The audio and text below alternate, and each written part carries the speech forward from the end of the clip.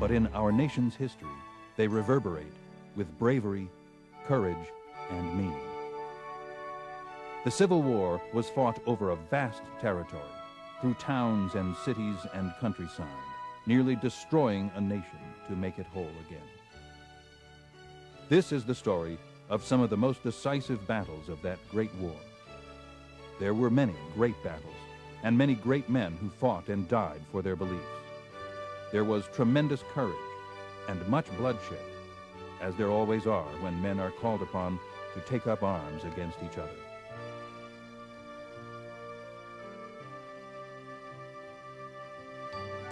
For 4 long years, North fought against South.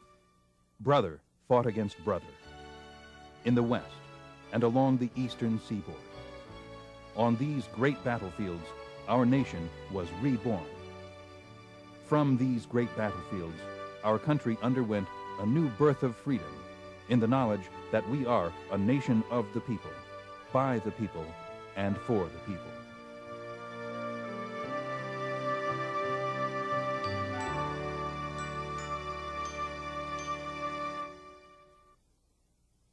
The United States of America was still a young country in 1861. The total population of the 22 Union states was just over 22 million. The population of the 11 southern states was close to 9 million, of which about 3.5 million were African American slaves. In spite of such numerical superiority, President Lincoln only called for 75,000 Union volunteers to serve for 3 months in the Army. Lincoln's next proclamation announced that all southern ports would be blockaded.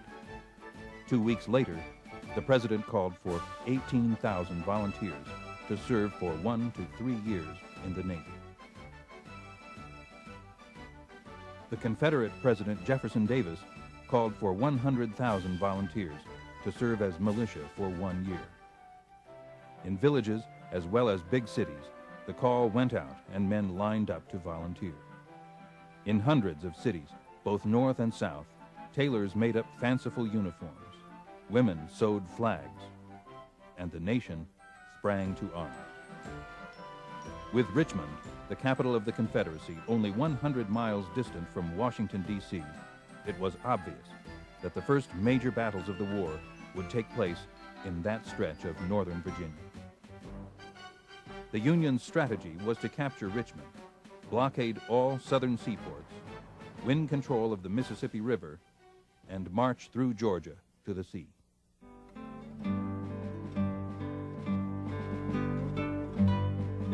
The first step in that strategy was to capture the important rail junction at Manassas, Virginia, along a meandering stream called Bull Run. The people of the North expected a series of quick victories leading to Richmond.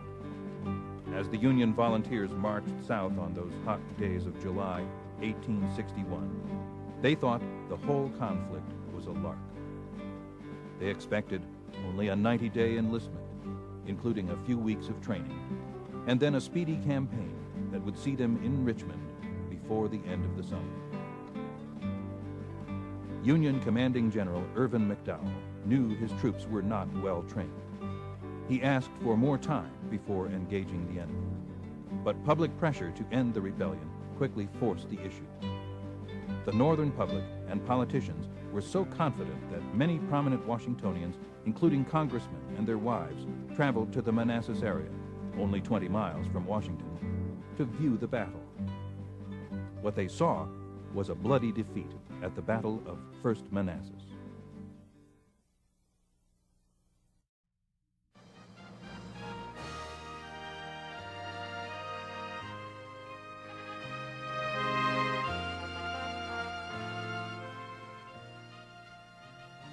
A cautious man, Major General McDowell took 2 days to lead his troops to the battlefield. The Confederate authorities, well informed of Union troop movements, ordered General Joseph E. Johnston's forces back south from Winchester, Virginia, to reinforce the main Confederate army dug in along Bull Run under the command of General P.G.T. Beauregard. Though only 2/3 of Johnston's troops made it to Manassas, they arrived the day before the North struck, and played a major role in defeating McDowell's Union army. It was certainly the first major engagement of the war, and the troops on both sides were exceedingly inexperienced. There was the hope, I think, all around that the war would be over quickly, that there'd be a major clash that would be decisive, and that everyone could then go home and reap the rewards of the victory that both sides expected. But of course, things turned out considerably different. Well, I think there was a great deal of elan. They really didn't understand what they were up against at that point, and the White South, at least, was reasonably united in its desire to attain independence, which I think meant, in fact, having a country where they could maintain their so-called peculiar institution. And they had reason to believe that there was sentiment in the North that was quite sympathetic to them. In some respects, it was a reasonable attitude to take. On the other hand, when you compare the resources of the northern states with those of the southern states, the population and so forth, it seems a somewhat foolhardy thing to do in retrospect. I think there was a lot of question about the extent of the resolve on the part of the North to, in fact, force the so-called erring sisters of the South back into the Union.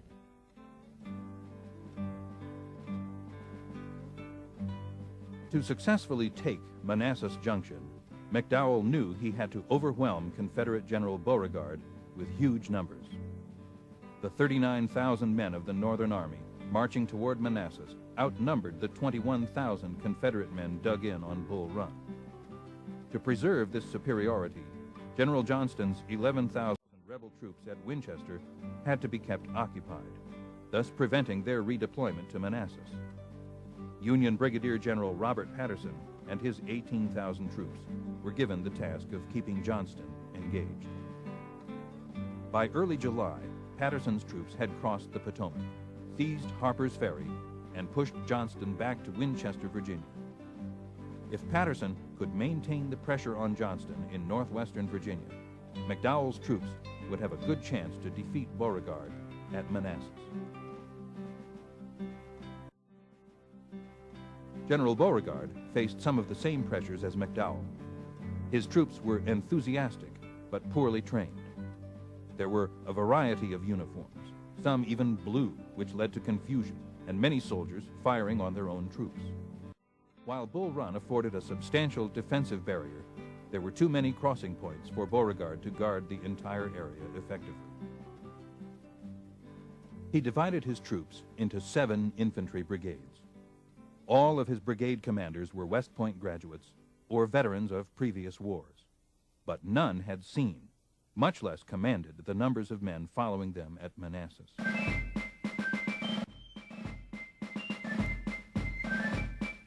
Beauregard deployed his troops on a 6-mile front along the south bank of Bull Run.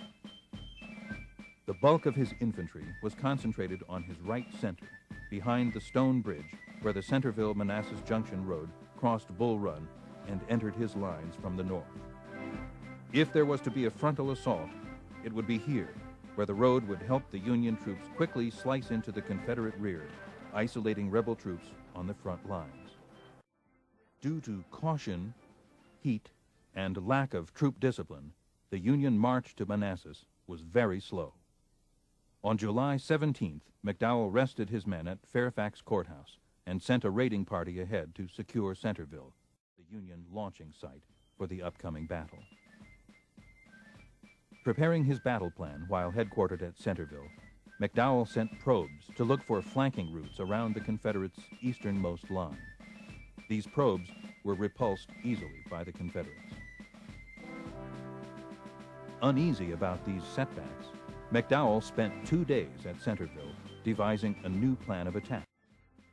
The new plan would create a diversionary feint at the stone bridge on the Centerville-Manassas Junction Road, while the Union main force of 2 divisions would march northwest to Sudley Springs Ford, cross Bull Run, and sweep down on Beauregard's left flank.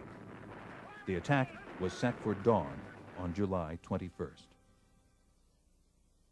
While these 2 days enabled McDowell to better understand the lay of the battlefield and the disposition of the enemy troops, the delay ultimately led to the northern defeat.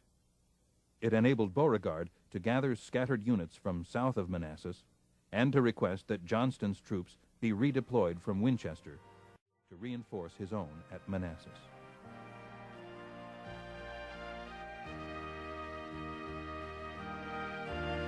On July 18th, the Confederate government ordered Johnston to evacuate Winchester and join Beauregard.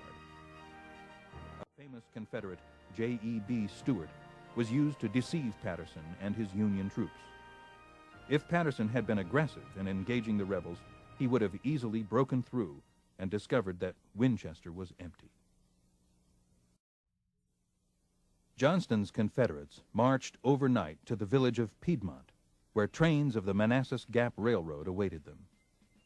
Though weary, 40% of Johnston's army, including a brigade led by General Thomas Stonewall Jackson, reached Beauregard by July 20th, just hours before the battle would begin. Though Beauregard knew the field of battle well and had drawn up the Confederate battle plan, General Johnston, by virtue of his superior rank, was given overall command of Confederate forces.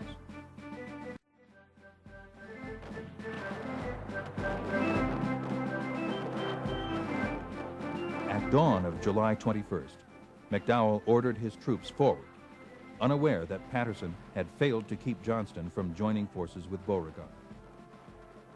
Confusion reigned behind the Union lines, born of poor communication and training. Brigadier General Daniel Tyler, given the task of feinting the frontal assault at the Stone Bridge,